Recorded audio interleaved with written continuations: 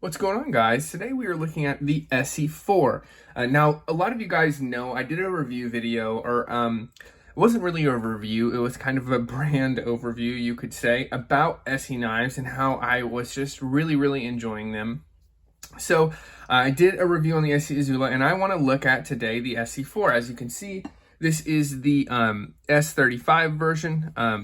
Yeah, it says that right there. So we're going to talk about the Esee 4. We'll talk about kind of the other versions of it. We'll get into it. We'll talk about specs, what I like, what I don't like, something unique, and then I will give a recommendation or not on this knife. So let's compare it to a couple of knives real quick. Let's compare it to its bigger brother, the Esee 6. So yeah, you can see that, you know, even though 4.6, you'd think that, okay, yeah, this is a little bit smaller. This is really a much smaller knife. Obviously, the blade's a good bit smaller, but the handle overall, I mean, you can see how much less handle there is on that in comparison to that. Let's see, what else should I compare this thing to? What do I got on the table? Just did a review on this guy, Cold Steel Con. So this is a 3-inch blade. You can see kind of a size difference. This is the same size as like a mini grip.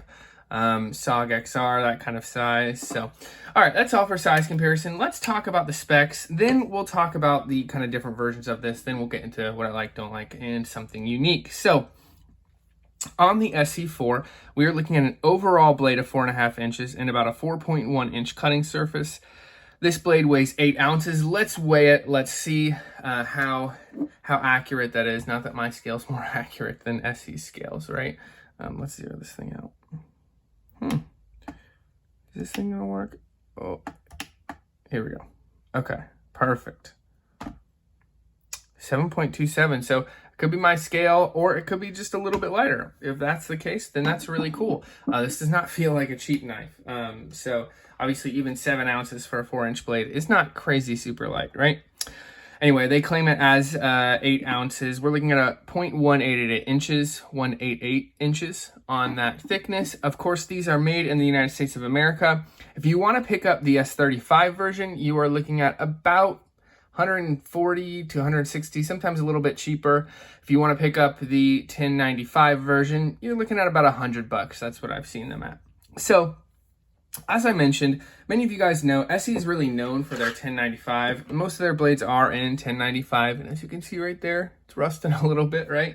So many of their blades are in 1095, but Esee came out with a few knives, the Esee 4, the 3, the Zancudo, possibly another one, in S35. They did this really to appease their customer base who wanted kind of a higher quality steel, but they said, hey, these aren't able, you know, they're not going to be able to be as hard use as our 1095 blades. So, you know, with that caveat, they released these knives. So these obviously are a little bit more expensive, but it also comes in 1095. And then they have a variation called the 4HM, which is really a different video. And if I get my hands on one, I will definitely review that. So let's get into what I like about the Esee 4. So first of all the things I like about Esee hold true with this. And what I mean by that is the warranty, the fantastic warranty. If it breaks, they send you a new one. You send them pieces, they send you a new one. That's just fantastic. More companies need to do that. And of course that it's made in the United States of America, which is really cool. So those two things just hold true. They hold true really with all Esees. So great job consistently on that Esee. The feel of this knife is quite good. It feels good in hand. It feels like a quality and balanced knife in hand. There is an issue I have with the handle, and I will get into that later. But the feel, when you pick it up, it feels like a well-made knife. And it's kind of one of those things it's hard to kind of put your hand on why it feels that way, probably due to the balance, the full tang, that kind of stuff. But yeah, it just feels quite nice in the hand. Obviously, the fit and finish too is really nice on this. Esee's usually really good at this. There's not really any sharp lines. All the contouring on the handle is rounded. It fits, you know, these aren't proud at all. They just kind of, they're very rounded. They're very clearly fit to this handle very nicely. So I think that the fit and finish is fantastic on this. And that goes for the sheath as well. You guys know I've had issues with cold steel sheath and their kind of retention. This is perfect. It's not too hard to open up, but it really snaps in there with authority. So well done on the fit and finish on this knife, guys. The jimping I also really appreciate, and Esee does a good job of that with their on their SE6 as well. It's not too sharp, it's not too small, it's just enough to give you a little bit of grip if you're doing a task that you really need that jimping on. So I really quite like that jimping. I don't always love jimping on my fixed blades, but I remember handling the SE6 HM versus the SE6 when I was trying to decide which one I wanted to get. And the HM does not have that jimping, although the handle probably fits my hand a little bit better. But I really, really felt the difference in that jimping and kind of felt how much better it kind of stuck in my hand. So really appreciate this jimping. It's very well done, right? Kind of a good balance. Another thing I quite like is the steel. You guys know I like S35. Yes, it will not be as tough as your 1095, but I think for a knife kind of this purpose that you maybe aren't going to completely pound on, it probably will do just fine, especially at that 3/16 of an inch thickness. Maybe with the SE3, which I believe is like 3 millimeters. Could be wrong on that. Correct me in the comments if I am. But you know, that might be a little bit too brittle, but with something this thick, I think it's going to hold up just fine to kind of your uses, you know, whatever you could be wanting to do with that blade.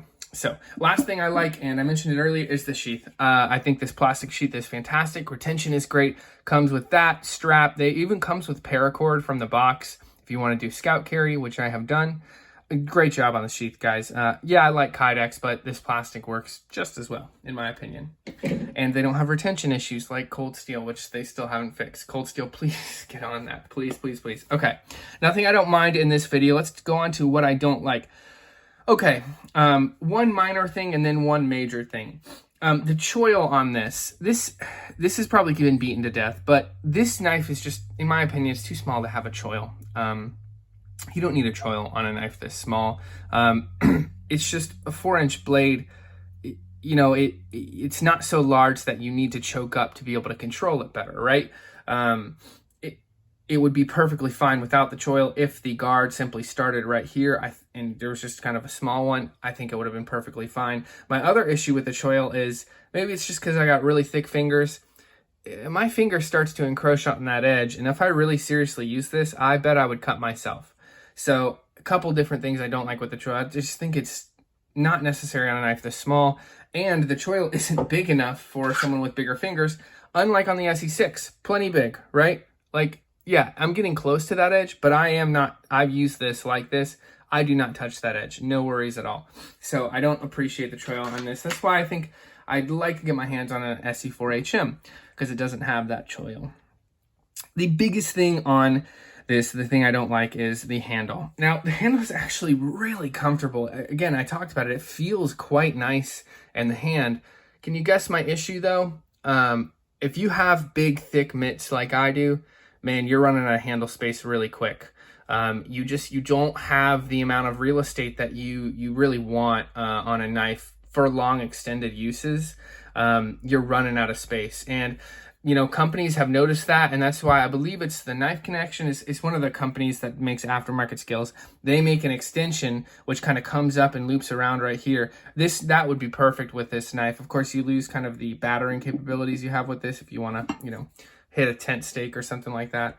Not that you'd really want to do that with a knife this small, but someone might. So yeah, the knife handle, even though it's really quite comfortable, I really quite like this. I even prefer these boxier micarta scales over the Contour G10 ones. I just think that this is too small. It's too small for me, for someone who's gonna, you know, would want to use this for extended use. My fingers just start to slip, my pinky especially, off the bottom of this, which is a real shame because this knife feels so nice in hand and it's very comfortable, and that's just, it sucks, you know. For guys or girls with smaller hands, it's probably a great option for you guys. It probably will fit in your hand just fine, but I would say if you do have large size or extra large size hands, you know, you wear extra large gloves, get your hand on one before you buy one, or, you know, if you can return it easily, you know, no big deal. But yeah, get your hand on one if you can and see if that's going to be an issue. And, you know, maybe you don't mind spending the extra. I think they're around $40 for those extended scales if you really, really like this profile and this design. As you can see, you know, the handle on this on this SE6, there's plenty of room right there, and it's quite comfortable. Though I think that hump's a bit pronounced for me, but it's still very comfortable. Plenty of real estate, right? I have plenty of room. And I'm not saying handle wants to be that big on this, but just a little bit more length would have been great. So would I recommend it? Absolutely, with that one caveat. Yes, I don't like the choil, but the knife is so well designed anyway. It's something I can look past. It's the handle scale, or the handle in general for me. If you have smaller hands, I think it's an absolute win for you guys. Or if you're planning on extending those scales, it can be a great option. Guys, the SE4 is a great knife. In both of its patterns, I think it's a great win for Esee, and they've really done a good job of keeping it updated, changing the steel, changing the styles, and having a great sheath with it, and having great warranty with it. But if your hands are big, make sure you kind of get your hands on it before you pick it up. Sorry, I hit the camera, guys. But thanks so much for watching. I really appreciate it. Make sure to like and subscribe, and we will see you in the next video. Peace.